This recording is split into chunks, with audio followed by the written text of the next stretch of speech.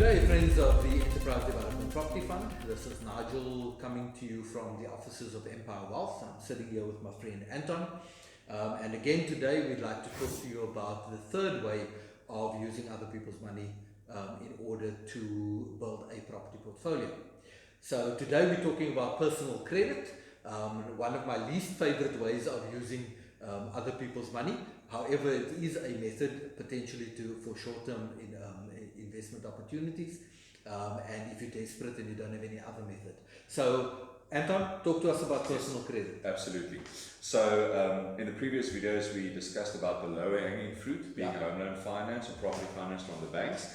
You would typically look at personal credit if you can't get a bond or a home loan, or as to substitute your property portfolio and investing, or as a standalone.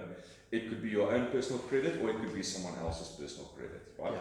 So there's a few forms of personal credit. The known ones are credit cards, overdraft facilities, personal loans, and so forth. I've personally once bought a property at an auction using my credit card.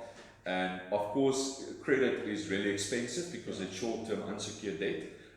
So your interest rate will typically be 15% or higher. I've seen up to 40%. Yeah. By the way, something you can do right now is to, on the back of your credit card, there's a telephone number for the bank, is to phone the bank and ask for a better interest rate. And you'll typically see that they'll be open to discussing a better rate. So that's something you can do every day. Or let's say, for example, you are using home loan finance, so you purchase a property and the bank has given you a 90% bond. You can use personal credit for the 10% deposit.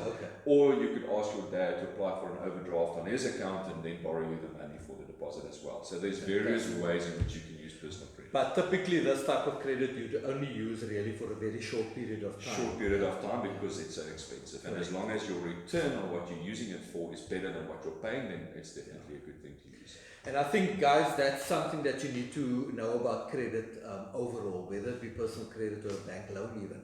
Make sure that whatever income you're getting is always higher than the interest rate you're paying. Because if the income you receive is lower, then it means you're running at a loss, and what's the use then of investing into property? So always make sure that the income is higher than what you're paying back to the bank.